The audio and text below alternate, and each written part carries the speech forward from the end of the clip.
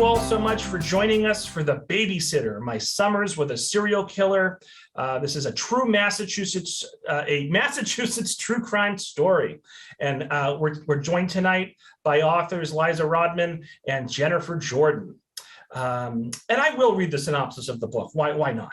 Right. So growing up in Cape Cod in the 1960s, Liza Rodman was a lonely little girl. During the summers, while her mother worked days in a local motel and danced most nights in the Provincetown bars, her babysitter, the kind, handsome handyman at the motel where her mother worked, took her and her sister on adventures in his truck. He bought them popsicles, and together they visited his secret garden in the Truro Woods. To Liza, he was one of a kind, or one of the few kind, understanding, and safe adults in her life. But there was one thing she didn't know. Their babysitter was a serial killer. Though Tony Costa's gruesome case made screaming headlines in 1969 and beyond, Liza never made the connection between her friendly babysitter and the infamous killer of numerous women, including 4 in Massachusetts, until decades later. Haunted by nightmares and horrified by what she learned, Liza became obsessed with the case. Now she and her co-writer Jennifer Jordan reveal a suspenseful portrayal of murderous madness in tandem with a child's growing loneliness, neglect, and despair, a narrative collision that will haunt you long after you finish it. And so Liza Rodman attended UMass Amherst in the late 1970s, and she received her Bachelor's of Art with a concentration in creative writing from Vermont College in 2005. She has balanced life as a mother, stepmother, writer, and tax accountant for more than 35 years. Liza and her husband have 3 children, 5 grandchildren, and live outside of Boston. Jennifer Jordan, meanwhile, is an award-winning author, filmmaker, and screenwriter with decades of experience as a news anchor and investigative journalist. She has worked for NPR and PBS, and her work has also appeared in a variety of national and international newspapers and magazines. So about 120 of us currently. Let's give a big virtual round of applause to Liza and Jennifer for joining us here tonight. And ladies, take a bow. Thank you so much for being here. Thank you. Thank you for having us. Absolutely, absolutely. So as I said, I have about 12 questions prepared. I'm ready to fire away here, and then we'll turn it over to the audience at the end and relay some of their comments and questions. Great. So first off, The Babysitter is written not only by 2 writers, but by 2 longtime friends. So how did this all happen? Do you want me to take this one, Liza? Go for it, honey. Well, I was in my 2nd year at UMass, and I am a coffee snob, and I was making my French roast in the morning, and then all of a sudden I saw this coffee mug coming through my open door, and Liza was at the other end of it, asking if she could finally have a decent cup of coffee. And so that was 40-something years ago, and here we are. And I have since moved to Utah. I lived in Boston for 20 years after college. And I since moved to Utah, but whenever I'd visit Boston, I would stay with Liza and her husband. And one of those visits, we were tucked up on the couch, sipping our wine. And she said, you know, I'm not sure I ever told you, but I was babysat by a serial killer when we lived in P-Town. And I was like, whoa, full stop. What do you mean you were babysat by a serial killer? And I said, by the way, that's the title of the book when you finally write it, is The Babysitter. So she struggled for years to write it, and it's a complicated narrative, as you know from having read the book. And so I was between projects at one point, and I called her up and I said, Liza, how about this? You're struggling with this story. It's a hell of a story. I want to help you do this. So, you know, can I help you get this story on the page? And she burst into tears and said, I was afraid to ask you, and here we are. And Liza, so when and how did you realize that Tony Costa, your babysitter, was a serial killer?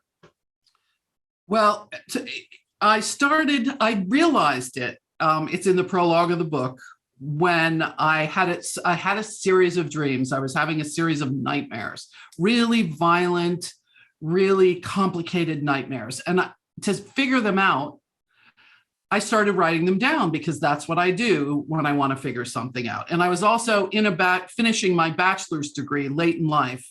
And so I was doing it sort of as part of what I was studying and writing it down in a journal.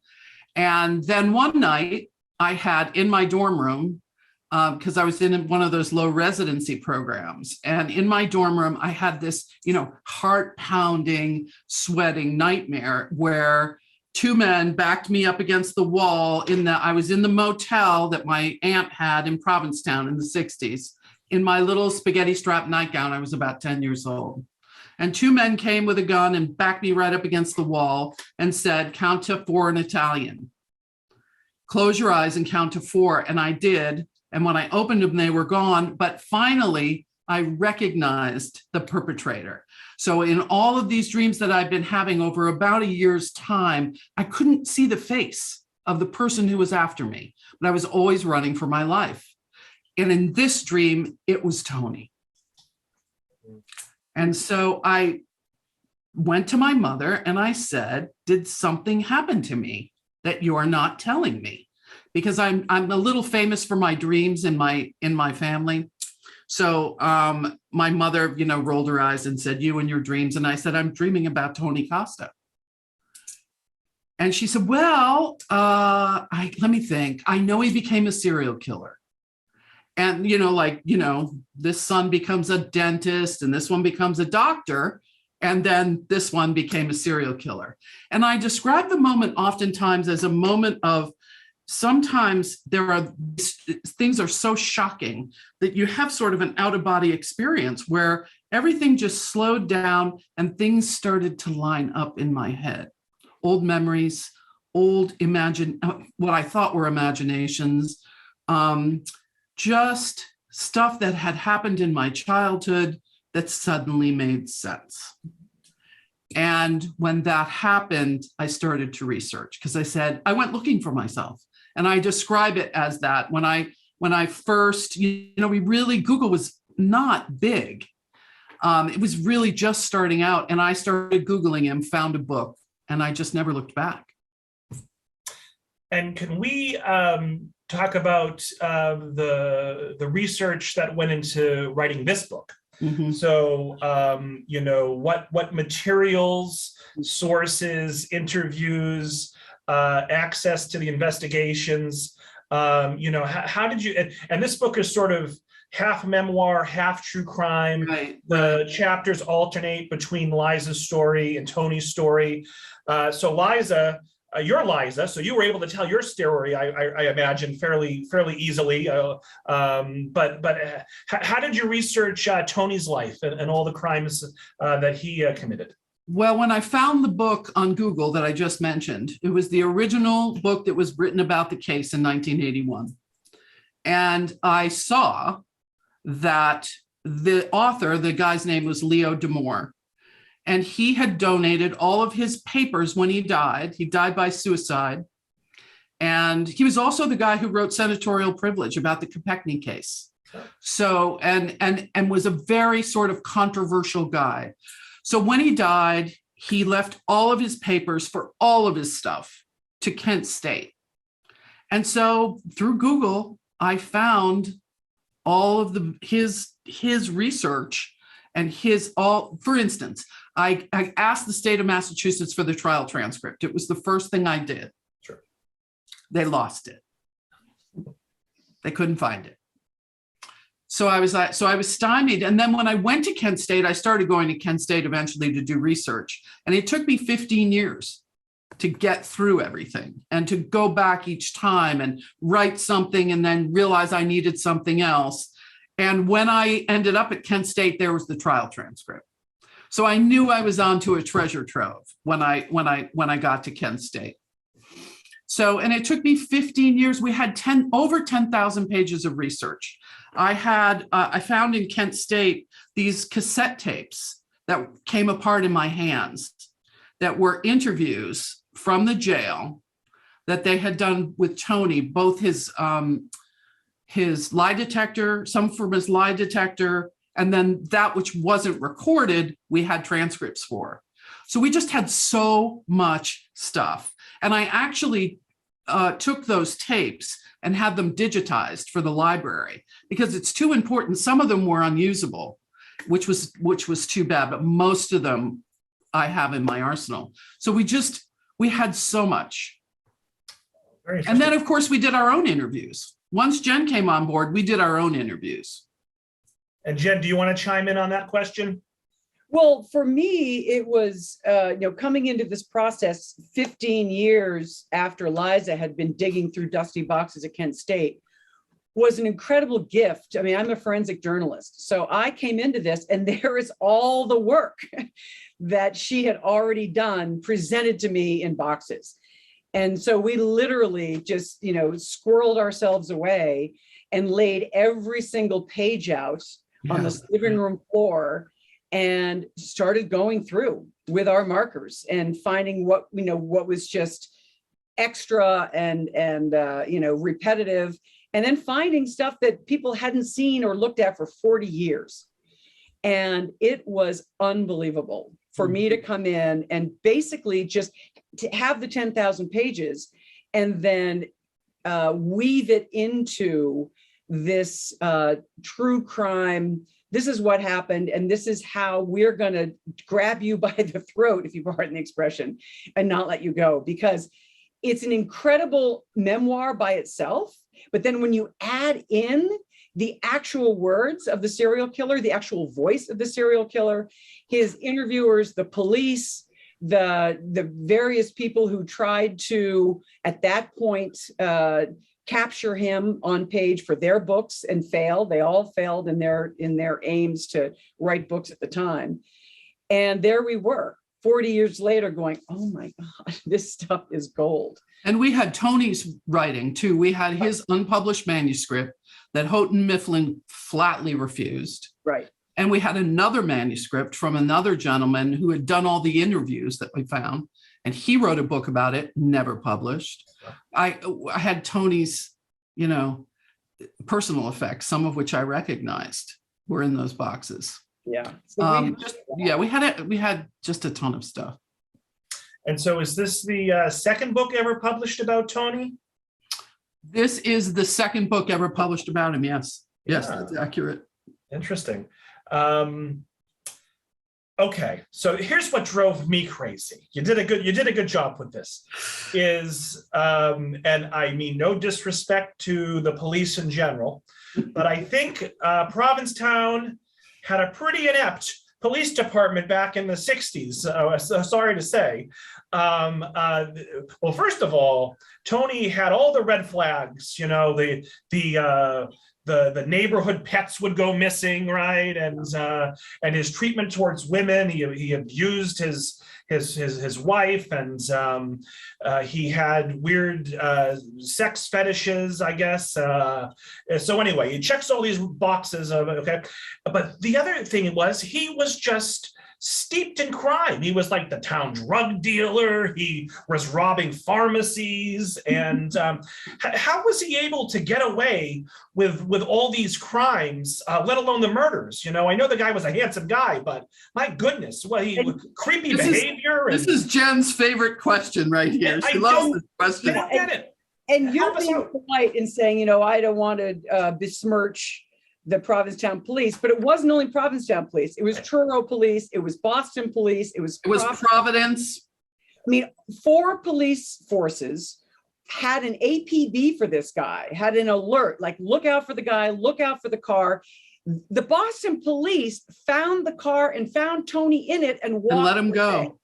And never told P-Town or Truro or Providence that they found him. They just let him go. So it's just, and in fact, I have a buddy of mine on the Boston Police Force now, and I called her and I said, what do you think happened here? And she said, this day and age, it would be an internal investigation like that.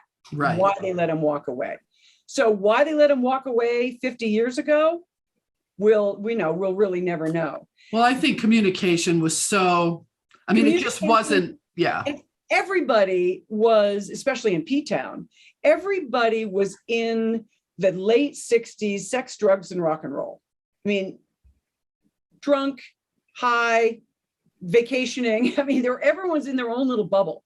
And Tony walked between the bubbles and they noticed him, but it was never, evidently never enough for anyone to say, okay, somebody's going to put a tail on this guy. Well, they did eventually, but it wasn't until they found the first body. And also, And that was the state police. He didn't kill strangers. Right. He knew every single one of his victims. And that alone, that his girlfriends were disappearing. And the big line, even from one of the victims' mothers, was when she was asked 6 months later, when the body was found, why didn't you ever report your daughter is missing? She said, kids these days. Right. They come, they go. So it was really a product of the times, as well as everybody's kind of collective blindness, ignorance. And, as I said, they were all in their own dysfunctional bubble. So he just was able to be walking among the zombies. Well, his family was well known too. His family was really well known in town. And so that gives you a license in a small town like that to strut the streets. Right. And of course, it wouldn't be so-and-so. And don't forget, there was no such thing as a serial killer. Right. Even in the face of the Boston Strangler, there wasn't that kind of language. So I think, that had a lot to do with it. I think people protected him. And he was a father of Right. 3. He was a husband. So if people even had suspicions, they were like, oh, well, I mean. And he was normal. He had a normal side too, which he could turn on and off, which we later learned is a characteristic of a sociopath. They know how to turn it on and off. They know what you're looking for. It's every other chapter was an introduction of a new crime that he commits, and it was just so frustrating. The whole time I'm like, "Where's the police?" And yes, the local police, the state police, just any police. Oh boy! When I was in Provincetown this last weekend, when they canceled the book event, I called the police because I was concerned for our people's safety. And the gentleman who answered the phone was a name I recognized from Provincetown. And he was a detective. And he said, I'll have them do a couple of extra drive-bys, but I've only got 2 guys on tonight. And I thought to myself, you only had 2 guys on in 1969. It's right. The same, does anything ever change? So it's a small town. 2 guys on at the height of the season in Provincetown. I mean, and the population 50 years ago was a fraction of what it is today, and they had 2 guys on. So we will touch on that canceled book launch you just referenced, but I first want to touch on something you just talked about, where he had the ability to be normal and kind of turn it on and off. So how difficult was it writing characters, particularly Tony, who had both a heinous side and a sympathetic side? Did you struggle with that at all? Well, let me take this one, Liza, because he did. Because I came at this raw. I mean, I had no history with Tony. I had no history really with Provincetown. I had summers on the Cape, but not Provincetown. And so I came at this with just reading the facts of this heinous killer and autopsy reports and so much more. And so as I'm writing, Liza is kind of fighting me on it. Like, well, he was really nice to me and I have no bad memories of him. And I said, sweetheart, I know he was nice to you. And I know that he took you for ice cream. And I know that he, was the cousin you never had. But we're dealing with an unspeakable criminal who was off the charts of even serial killers with how he desecrated the bodies. So, you've got to meet me at least halfway, if not 2/3 of the way, in describing the reality of, if not who he was to you, who he was in the world. And so, there's a lot of work between us, but we managed. But we worked our butts off to make sure we had both sides of that personality, because I think it's important to put out there that these people are manipulators. and they're manipulators because of the biology and the genetics and the brain damage, and they know what you want to see. It's a function of the personality. And so they can be very deceptive in who they present on a day-to-day basis. And I don't know whether that was going on. I was a kid. I don't know if that was going on, but I suspect it was, just knowing what I know now. But it was that was a tough go for us to make him human for me, and then who he really was from an investigative standpoint. That was a tough thing. Well, it's also more interesting. Two-dimensional characters aren't interesting. Right. I mean, So Hitler true. is, Hitler's only interesting to read about when you see that he reacted or lived in a world with other people. And, he had friends, he had colleagues, he had people in his life, not just this, the Hitler that we all know. So for me as a writer and a journalist, I heard Liza's humanizing of him and said, okay, this is part of the story. Mm-hmm. This is part of the story because he was both things. He was a very gentle babysitter for her. He was a kind adult in her unkind world. But he was also, after he took them for ice cream, he was going to his grave sites in the Truro Woods. So that's a fascinating, for me, as a character studier, a fascinating look into a broken psyche. Right. And so, he raped his victims, he murdered his victims, he decapitated his victims and cut their bodies up, and sometimes certain body parts weren't even found, and he buried the victims. And don't sugarcoat this, Robert. I hope everyone already ate their dinner. Or maybe not, I'm not sure. But I guess the question is why? Why did he do all these things? Angry. This is, in fact, I took the autopsy reports to a colleague of mine who is a doctor. And I said, you need to help me understand what I'm reading medically in these autopsy reports. And this man, poor thing, here I am in Salt Lake City, this very gentle Mormon, and he keeps looking up at me going, this is a very, very angry man. And what Tony did to those bodies, all post-mortem, by the way, as far as the autopsy reports are concerned, the attacks, the rapes, they were all post-mortem. A control issue, a rage issue, and a sense of making it right, like settling scores in obviously heinous and violent ways, but and sickness. And sickness, right? And sickness. We know now what it takes, and it doesn't take much. If you have if you have a disrupted frontal cortex and a particular genetic makeup, it doesn't take much trauma to sort of put the gas pedal down and have all hell break loose. And we don't know what that childhood trauma was. We all have our guesses. Looking into his relationship with his mother, looking into his relationship with his deceased father and his stepfather, but we'll never know.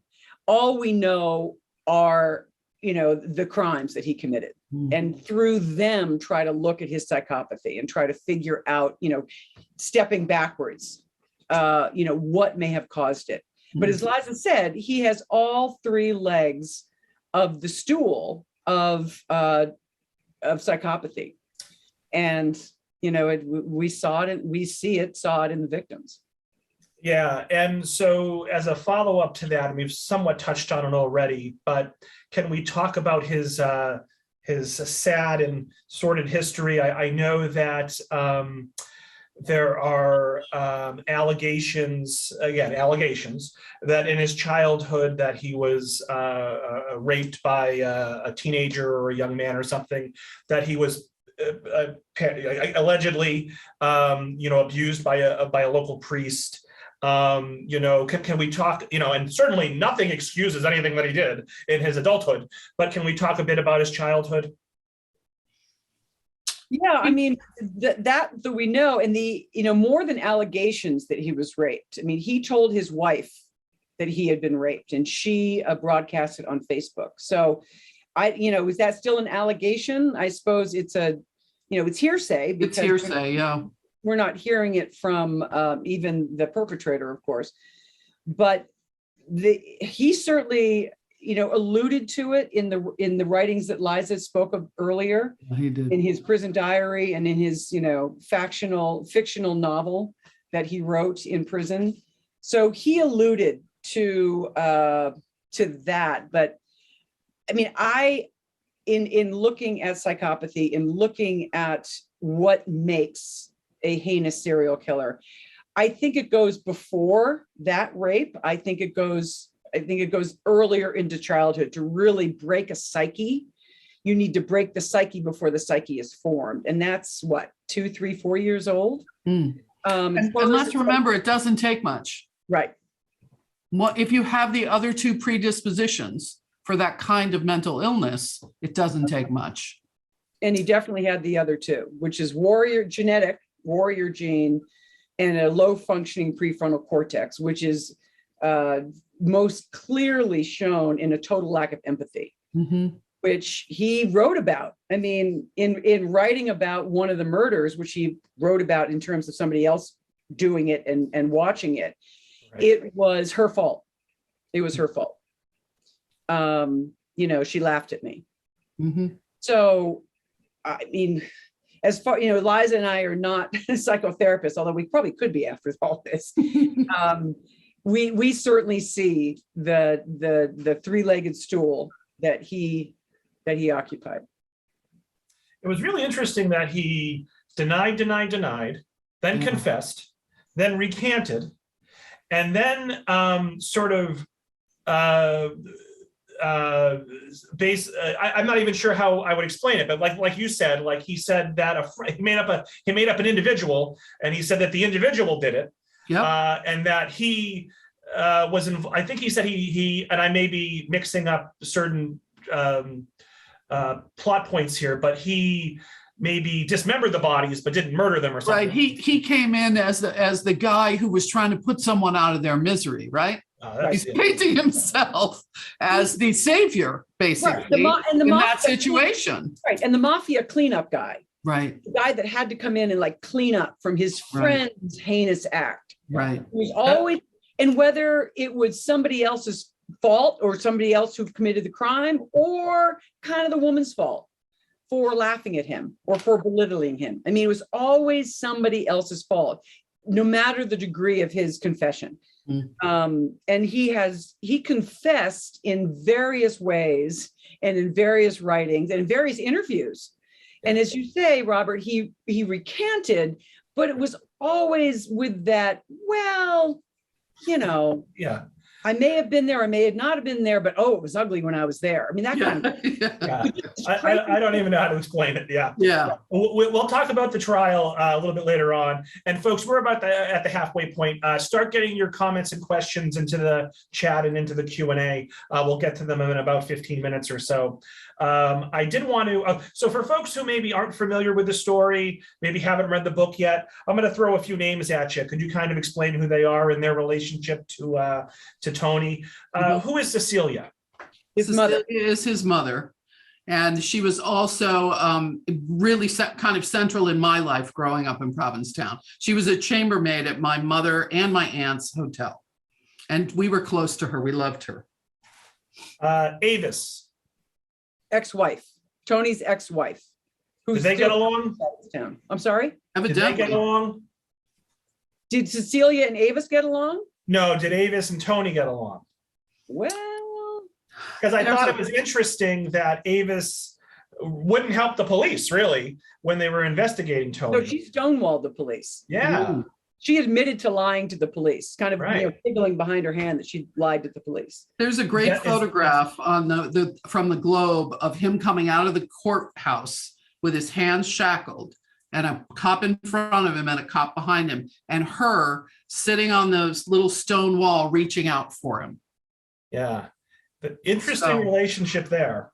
Yes. How about Callis? Am I pronouncing that correctly? Callis? So Callis was the doctor, the local doctor who prescribed drugs for Tony when he complained of nervousness. And can we talk about his dependence on drugs? He becomes an addict and can't. He becomes a dealer, and because of his drugs, Never an addict. He was never yeah. an addict, and this is one of the fascinating Oh, things really? that Oh, Live no. and I discovered, that psychopathic personalities rarely become addicted to drugs because they're addicted to something else more powerful than drugs. And in Tony's case, it was killing. And so, yeah, when the day he was arrested was, of course, the last day he had any drug in his system whatsoever. And he never suffered withdrawal, not even an ounce. I mean, and they had a lot of psychiatrists and doctors watching him. He was on suicide watch at one point. Nobody ever discussed, wrote about any sign of withdrawal. It's So- very common for them to abuse drugs. Right. He Okay. abused them, but he never. But they don't become addicted. Because I attributed that to the fact that he could never or rarely held down a job. He seemed to Right, have right. I difficulty. think he was numbing the voice. I think he was numbing. Right. You know, he was self-medicating, voices in his head or whatever. Okay. You know, he knew what was happening to him. Okay. He had a sense what was happening to him. I personally feel he was trying to figure it out Gotcha. based on what he was reading and what was on his bedside and what he was arrested with. I think he knew what was happening to him, and he even expressed it to people, didn't he? Yeah. Jen, he said to a friend of his in a bar one night, you know, sometimes I have some really dark thoughts, and Dickie Oldenquist just blew it off. But Tony said, no, you're not listening to me. I mean, really dark. So I think he knew. So I next want to talk about the murders, and then we'll talk about him getting caught, and then we'll talk about the trial. So can you briefly discuss the timeline of the murders, how many murders were there, and what was Tony's relationship to these victims? That's a huge question. Be brief. Yeah. As far as we know, the first murder was Labor Day, 1968.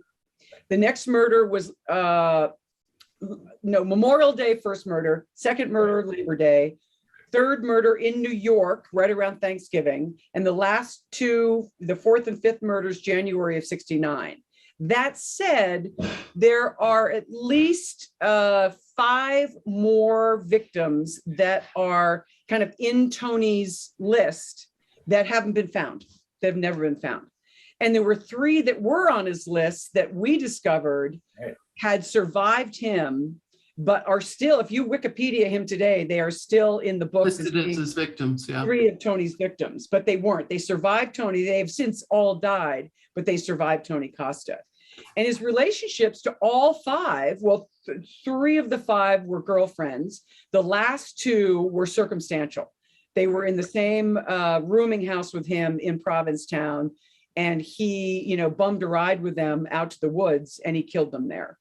And we don't know the circumstances other than Tony saying that one of them laughed at him and probably said, I in my writer's brain was like, I bet she said, let's get the hell out of these woods.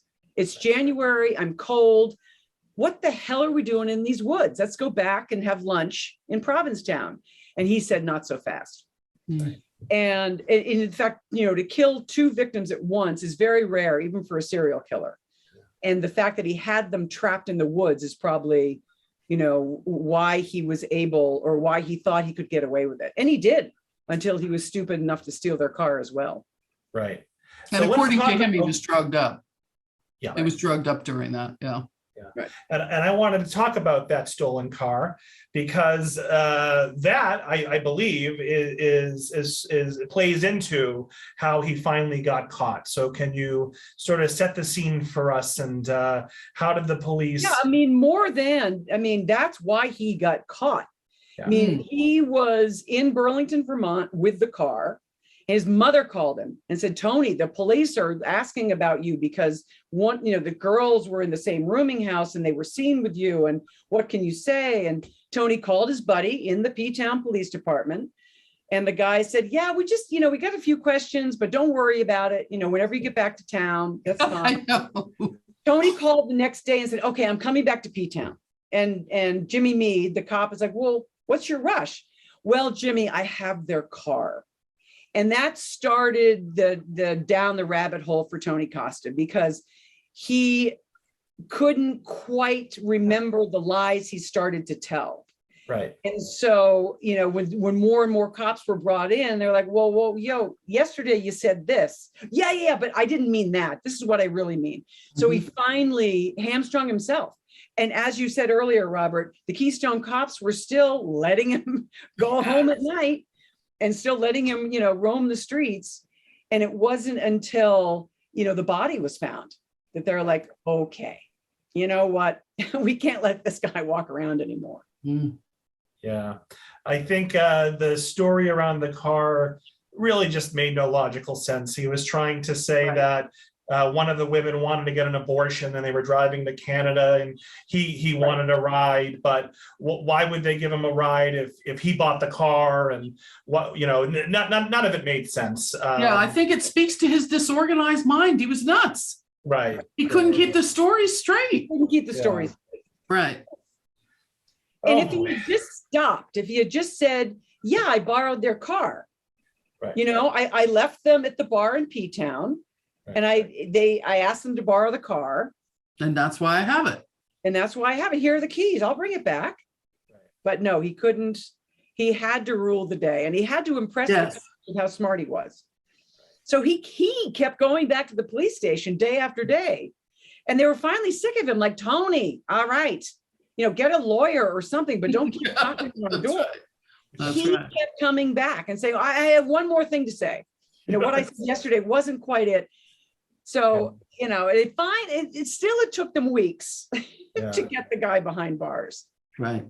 And speaking of places that he visited in town, it was only a paragraph in the book, but it was interesting that he frequented his local library and that he would read the dictionaries and the sources to learn new words, to sound impressive and intelligent.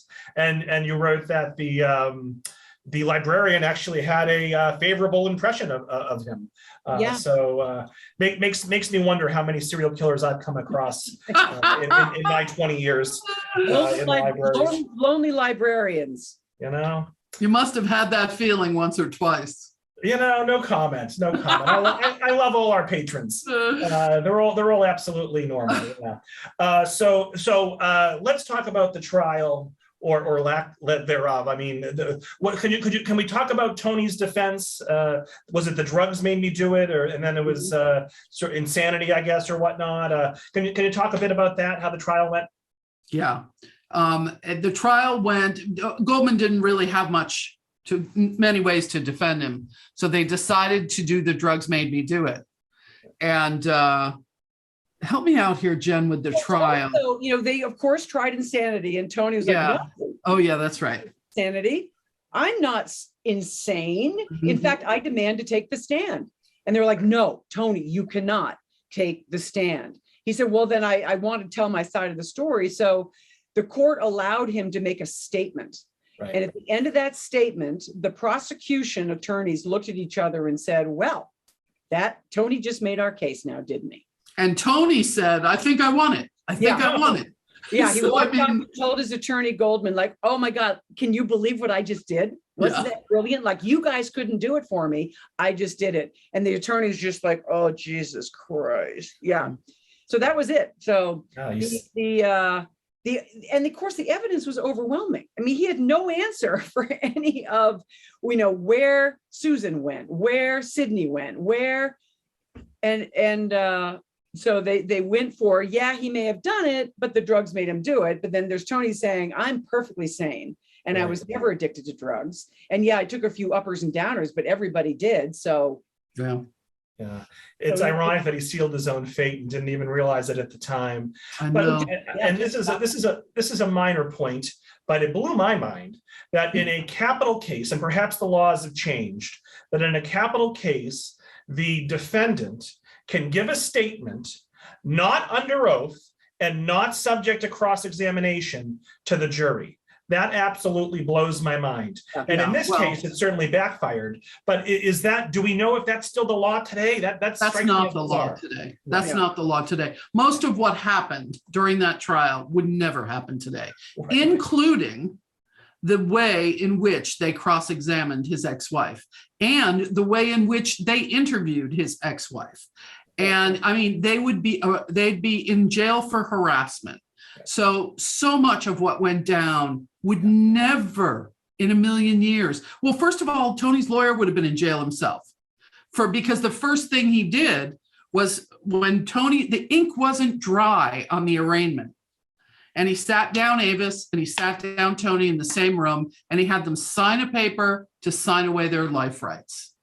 So anything, because that's how Goldman was going to get paid, because Tony and Avis couldn't pay him. So that would never happen today. So right from the get-go, it was, pardon my French, a shit show. Yeah. And let's talk about the end for Tony. So he is convicted. I think it takes the jury 6 hours or something. It's a very quick conviction. He goes to jail, and what is his fate? And also, if you want to tie it in ironically with another serial killer who happened to be in the very same jail. Mm-hmm. Well, he ended up in the same prison, perhaps the same prison block, and we couldn't find out which because the prison records have also since disappeared from Walpole. But he was in the same block, he was in the same prison with the Boston Strangler. And 6 months before Tony died, the Boston Strangler was killed in his cell. Mm. And I have always thought that Tony was also killed in his cell because egomaniacal psychopaths don't kill themselves because they're righteous. Tony always believed, and he wrote about, all I need to do is find a new attorney who's going to come in and show how innocent I am. Yeah, I was in the room. Yeah, I moved the body parts out of the bathtub, but I am innocent. Mm-hmm. And this lawyer is going to come in. I'm going to walk free, and my coterie and my acolytes are going to be on the streets of P-Town welcoming me home. Right, conquering So hero. that's not the profile of a suicide.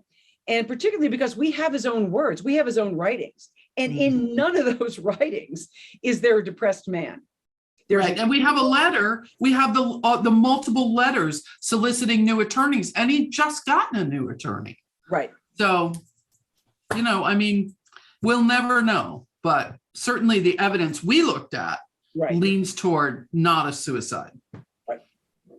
And so we'll end it sort of with current events. So you all were supposed to have a book launch at a bookstore in Provincetown. Correct. Over the weekend or last week, the last 28th. weekend. The 28th. Gotcha. And I guess I'll just put it this way. What happened with that book launch? So what happened is that we started getting, the bookstore started getting emails, threatening emails and nasty emails. And so we talked about canceling, and we said, absolutely not, we're not going to cancel. And then the next day, literally, there were hundreds of comments on the Provincetown community space of why we were basically blood-sucking bottom feeders to try and celebrate a book and wave it under the nose of Tony's family. That we should have more compassion than that. That we should, that both the bookstore and I were in it for the money. I mean, you name it, they said it. It was a lot of name calling, but the volume of it was very intimidating. So I called the police, as I said, and about 3 hours later, maybe 4 hours before the event was going to start, the bookstore called me and said his phone had been ringing off the hook and he thought we should cancel. And frankly, I was relieved. Right. Wrong. It's wrong. It should never have happened. And we'll continue to write about it because of that. I think this is the situation we're living in right now, where people think they can put a mob together and intimidate someone, and that's what they did. And they did it under the guise, and I call it a guise on purpose, of defending that family, because I have a lot of empathy for that family. I can't imagine what it's like to grow. And I had a tough parents, but this kind of takes the cake. So I have a lot of empathy for them, but they still can't shut down a book, and they still can't shut down a bookstore. Well, that's not the country we live in. And they can't shut down history. Right. I mean, right. Tony Costa is part of the public record. And the fact that Liza had a personal interaction with him is part of the story. So, some of the emails that I received were, farcical and, fiction. It's like, wait a minute. First of all, have you read the book? No. Fantasy. None of these people, no one's read the book. Yeah. The most vehement commenters online said, I haven't read the book and never will. So what exactly are they protesting? And if they're protesting history, well, we're sorry. But you either married or had a father or lived with or knew a serial killer. And that's just an ugly reality, but it is reality. And shutting us down and shutting a book down doesn't erase that history. In fact, it magnifies it. We now have, national and international magazines and television shows calling us, going, "You want to talk about this? This is unbelievable." Provincetown, of all places, is shutting books down. So they've created a hue and cry that if they just kept their mouths shut, we would have had a nice, pleasant event with a little wine and cheese, and everyone would have, walked away. But no, instead, they've created this, what will be an even bigger event, because you can't shut history down. And we're kind of seeing a lot of this right now in Congress with mob mentality and trying to shut down reality. Like you can't, it is, history is. And by ignoring it, you just magnify your own resistance to it. Yeah. And sadly, we're even seeing censorship attempts in public libraries now. I'm sure you are. Oh, yes. Not here in Tewksbury, but in the profession as a whole. Anyway, I'm sorry that happened to you. Ironically, as you said, I think the online protest actually drew more attention to your book. And my understanding is there's another author who's published a book about this similar topic. And he was canceled. He was canceled as well. So yeah, you're not alone there. And there's going to be, I'm sure, films and documentaries and TV series made out of Tony's life. So hopefully the folks of Provincetown come around and realize that this, unfortunately for them, is not going away. So why don't we transition over to audience questions? We have about 10 minutes remaining. And I am so glad Ron asked this question, because it was going to be a question I asked if we didn't have audience questions. But we have like a dozen audience questions. Ron, this is for you, Liza. Please explain or describe more about your relationship with Tony as your babysitter. Did he do things with you, and what was his personality like? Well, his personality, well, first of all, I describe him as, everyone has that older cousin and that you look up to. I had a female older cousin, a lot like Tony too. And one of the things he taught me to do was smoke. So, it was that kind of a relationship. And also, here's the thing, there were 4 of us in that truck oftentimes. It wasn't always that way. That there were multiple iterations of it. But he was this is not a man who wanted to be babysitting. He was babysitting because the owners of the motel were looking to get rid of us. And so, my aunt tells a great story about him coming up the driveway and her yelling out to the pool, "Here comes Tony." And out we'd come with our flip-flops and our towels. So, we drove all over town. I think I learned every song on AM radio in Tony's truck. He was just, I remember him as normal. I remember him as a little quirky, but nothing. I didn't feel the least bit of nefariousness. And it was happening at exactly the same time as he was murdering those women in town and then out in the woods. So it lined up directly. And that's what always freaked me out about it was, holy crap, that's how close I came. Actually, to this day, I can't actually take that in of how close I was to that and how close my, cousins and siblings were to that. As a follow-up, Bill wants to know, did you ever experience any anger from Tony at all, even the slightest? No, not that I remember anyway. I mean, I had an incredibly angry mother. So that was where I was focused and afraid, not with Tony Costa. That's the irony of it. And I always, let me chime in here. When I heard the story, and I first heard the story with Liza saying, I had a nightmare, 30 years later, and I finally identified my attacker in my nightmare as Tony Costa. Like, why would I do that? Tony was always gentle, always kind. And so again, the forensic journalist brain started thinking, well, wait a minute. I think that you probably did witness something. And I don't think it was against you, Liza, as a little girl, but I think she probably witnessed something in the woods, particularly because he took her out to the woods, that her psyche's protecting her from. Well, and I did have memories, Jen. Remember, right. I did have those memories of things not associated with Tony. That connection was never made, but we used to laugh about it because, which I think is interesting, about the way we remembered some of the stories from Provincetown and nurses and organs outside the body and some of the myths that were perpetrated about what went down there. So I did have some disturbing stuff, but it was never connected to him directly. Right. So the fact that 30 years later, she's having a nightmare with Tony, it says to me, she saw something that her psyche's protecting her from, and we don't know yet. We're waiting for that nightmare to come forward. Well, and speaking of nightmares, Richard wants to know, Liza, did writing the book help you end your nightmares?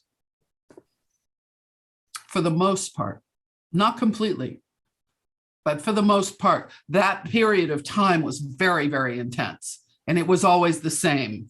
And I was always running for my life, always with the weapons, always, trying to get away from somebody. Those dreams, for the most part, are gone.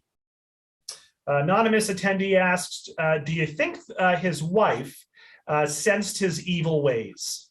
You want to answer that, Jen? Well, Anonymous?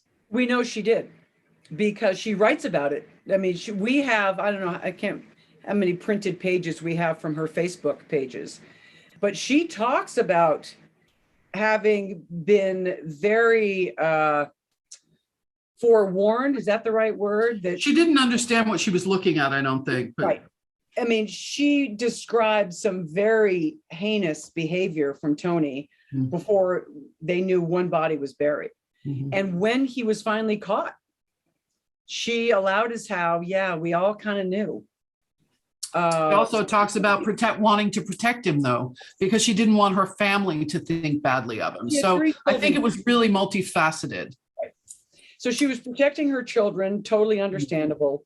But she in her own words, talked about at least suspecting, let's put it that way. She at least suspected that there was something very dark going on with him and his now dead girlfriends. And Jennifer, you gave us the quote earlier, but I want to go back to it. Ron asks, did Tony's mother ever suspect him of any of the crimes or of being psychotic? And did she ever get involved with the police investigation? And again, what did she tell investigators? She was interviewed by the police several times. And in one of the interviews, she said, yeah. But if my Tony killed those girls, he must have had a good reason for it. So that was the mother's quote. Yeah. And it was in the police reports. It was in, numerous accounts. In the newspapers, numerous accounts. So, I mean, do I think the mother knew? Yes, I do. And in fact, in Tony, in describing one of the most gruesome murders, which happened The one murder that we know, well, that we suspect happened because of the evidence, not in the woods, that he transported the body parts to the woods to bury them. He talks about a mother, not his, again, the other, the true criminal's mother, walking in and not saying, "Oh my God, what have you done to this woman in the bathtub?" but saying, "Clean this mess up." Mm-hmm. And so, to create that out of thin air, that a mother comes in and says, "Clean up the mess in my bathtub." So I think she witnessed a lot. We'll never know. She died before the trial started. But boy, from Tony's own pen, he described his mother walking in and seeing body parts in the bathtub. So let's wrap up with two questions here. The first one is from Kathleen. I'm going to skip some of the question here, but essentially she asks, do you think, can you talk about the psychology of the townies who were oppositional to the police and, in Kathleen's words, somewhat psycho in their support of Costa? I think, again, it's really multifaceted, but two things in particular. I think, what are they afraid of? Because it doesn't make sense what they're doing. I mean, it makes sense that you'd want to protect a traumatized woman and her children, but the whole thing, the vehemence of it, and the specific attacks on me and on, it doesn't make sense. Somehow they want to discredit this at every opportunity. It begs the question, why? And we don't really have a good answer for that. And the other thing I think you're looking at is a traumatized community. And I think when people are triggered, as this community was when my book showed up, on their Provincetown community space, because I know that the vehemence is fear. Those kinds of comments, those kinds of attacks on people come from a place of fear.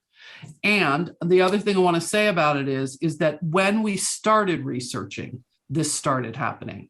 So we weren't entirely surprised. This has been going on through the whole process. Tony's ex-wife, the whole bunch of them have had a lot to say. And in one case, I was threatened with bodily harm. So, for me, it comes from, they've got to be afraid of something. And in almost every instance, because reading through that online harangue, in almost every instance, we asked that individual person to participate. For an interview. And they all stonewalled us. And the word was spread through that circle the wagons mentality in P-Town, don't talk to these women. And many didn't, but some did. Right. And you make the point, Jen, and it's a really good one, that they say they don't have any idea who I am. And, I'm kind of comfortable with that at this point. But Tony worked at the Royal Coachman, and Tony worked at Bay Bride Bend, and Tony worked at all the, he worked everywhere. And so they certainly relied on that money to support Avis and the kids. So they can't really, I just, right. It's a puzzle to me. And I kind of hope I never figure it out, because I'm pretty done with it, other than the idea of free speech, and shutting down people who are just telling a story that needs to be told. So that I will continue with, but the rest of it you can have. I mean, we can only tell our story. We're going to end on a positive note. Teresa asks, so setting aside Tony Costa's family and friends and supporters, how has your book been received? Liza, what's your family's reaction been to the book? And what has the general public's reaction been? That's a big question to wrap it up. My mother actually, my family all participated in the book. Right. They all told their stories for the book. My mother actually, I think, was surprised to realize at some point she was elderly and she died right before it was released. So, and her best friend who owned the motel across the street 6 months before that. So, but my brothers and sisters are, they were all there. So. Yeah.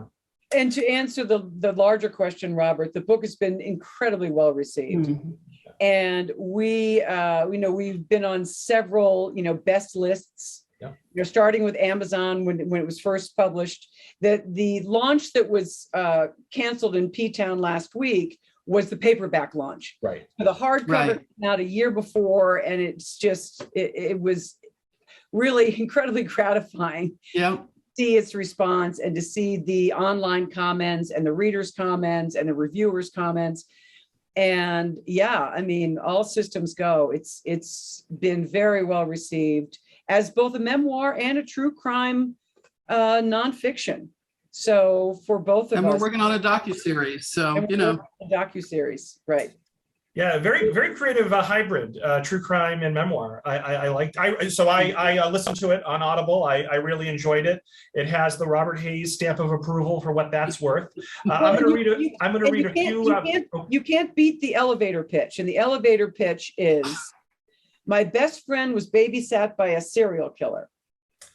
There you go. I like it. I mean, an elevator pitch takes 5 seconds. Yeah, it's a good elevator pitch. It's attention grabbing. I'll read a few select comments from the chat, then I'll come back to both of you and ask if you have any last words, and then we're going to wrap it up. So Bill says, great story. Thanks for sharing. Marianne says, absolutely fascinating presentation. Cheryl says, this has been a fascinating discussion. Thank you for sharing your story. I'm looking forward to reading the book. Marion says, thanks. Thank you all. The truth is powerful.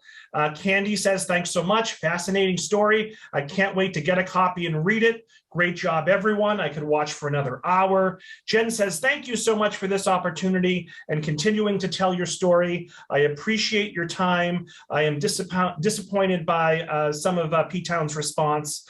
Kathleen says, very riveting. Thanks for sharing your story. Cheryl, a different Cheryl says, wow, truth is stranger than fiction. So sorry for all the flack you are receiving. Barbara says, what a night. More to come, I'm sure. Hope your book sales soar. And let's talk about what's to come. So we'll wrap it up with any last words. You referenced a docuseries. Interested Liza and Jennifer to know what's next for both of you. Go ahead, Jen. I am always, working on the next project, but I'm suspicious in that, not suspicious. I'm superstitious. Superstitious. Thank you. In that I hate talking about projects that are still, still percolating. Yeah. So I do have, 2 story threads that I'm researching at this point. So stay tuned. Nice and I am, in addition to working on the docuseries with Jen, I am also working on a book about the first 3 enslaved men who freed themselves as the Civil War was beginning in 1861. The first 3 men to come across Union lines. So it's kind of a fascinating story. So. Well, Liza, when you publish that, I'm going to circle back and perhaps we'll have you in for that. So I want to thank a few folks. I want to thank Wellesley Books for being our official bookstore partner.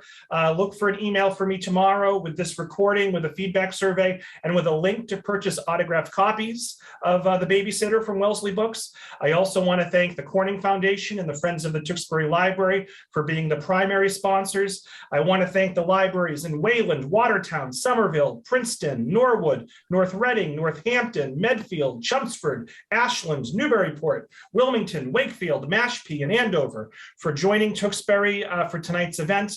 And most importantly, I want to thank Liza and Jennifer for a wonderful discussion. And I want to thank the 125 of us or so that watched.